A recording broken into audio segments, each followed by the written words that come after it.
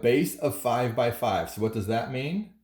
Well, that means it's exactly like this one. The base is going to be a square. That's kind of nice. I made that easy on us. So, okay.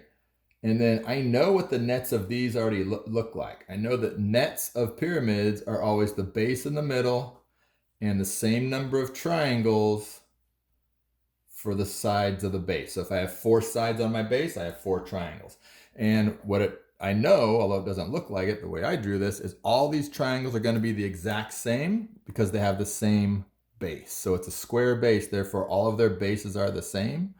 And so that means all of those triangles will be the same. So I have 4 of them, so 4 triangles exactly the same. So then I have, the base is 5 by 5, so I'm going to go ahead and write that in. So this is 5 and this is 5. The height of the pyramid is 9 and the slant height is 12. So which do I need? Do I need the height of this pyramid or do I need the slant height of the pyramid when I'm doing surface area? Well, when we're doing surface area, we're doing the area that's on the outside of the shape. We are not doing the area that's on the inside of the shape. So I need the height that goes with the outside of the shape. And since I'm doing surface area, I'm going to use the slant height. So the slant height goes with the surface area. All right, so the surface area and slant height go together. So that means I'm going to be using the 12 and I don't need the 9. So this was extra info that I didn't need, but I always like to put that in there so if I know if my students know what they're doing. So I needed this distance here, which is 12, all right? So now I can figure out my, my area, my surface area. So for the area of the base, that is equal to base times height, which is 5 times 5, which equals 25. Do I need to multiply it by 2 like I did up in the top one? Well, the answer to that's no, because I don't have 2 bases. I only have 1 base. I had 2 in this one, so I had to multiply by 2. And then for the area of my triangles, okay, so that formula is half base times height. And so my base for this one is 5 and my height is 12. Okay, so my base is 5, my height is 12. And so the way I do this problem is that I look and see, sweet, I have to divide by 2 and that number right there is even. So I'm going to divide this 2 into that number and get 6 and then do 5 times 6. So 2 goes into 12 6 times, 5 times 6 is 30.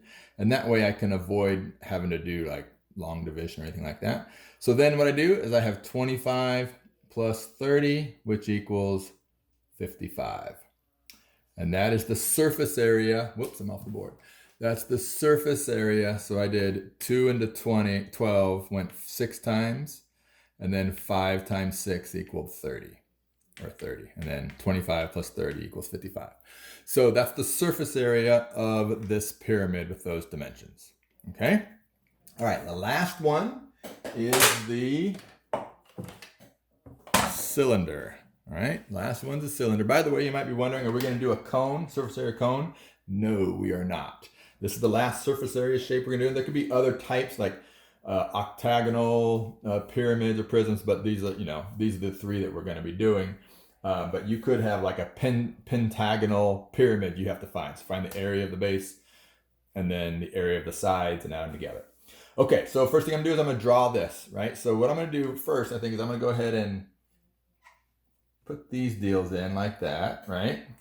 And then I'm going to give myself some color here. Okay, like that. So now when I go to sorry about that. When I go to draw my net, I'm going to draw it color coded. So what is the blue part of my net going to be? Well, the blue part of my net is going to be the height of my rectangle, because I know it's going to be a rectangle. So the blue part, because that's the distance between this circle and this circle. And if I'm going to put a circle on the top and a circle on the bottom, the distance between them has to be that blue site. And so it looks like that I made this circle here, there's my red circle, and here's my other red circle. And then the question is, well, how far is it from here to here, right? What's that part of it? And what color should it be is more important. Well, I want to color code this if it's the same length as something else. And since I know that this is the same length as that red circle, then the top here is also going to be red, and the bottom here is also going to be red. So that's how I draw and color code my net for a cylinder, okay? So now I need some dimensions. So it says the diameter is 8. The diameter, remember, goes all the way across. So that is 8. And then it says the height is 10. So this is the height here. So this is the height here. The height is how far apart they are. If I were going to stand this up, remember we stand it up like that, and that's how high it is. The height is from one circle to the bottom circle, one base to the bottom base. All right? So there's 10. So then, okay, so to find the surface area, what I'm gonna do is find the area of all my shapes, just like we did before, the area of all my shapes, and then add those areas together. So the circle's not too bad, right? I can find the area of that circle pretty easily. So the area of the circle is equal to, and what formula is area of a circle again? Hopefully remember that it's pi r squared, right? So we're just gonna use what number for pi? 3. And then what's my r? What's my radius? Well, they gave me the diameter was 10, and the radius is always half of that. So that means the radius is 4, and then squared. And so following my order of operations is going to be 3 times 16, right? And then 3 times 16 is 48. Now, I have 2 of those. This is 48, and this one is 48. So I need to multiply that by 2. So I have 48 times 48, which equals 96. So the circles equal 96. And now I need to do the area of my rectangle. Area of my rectangle.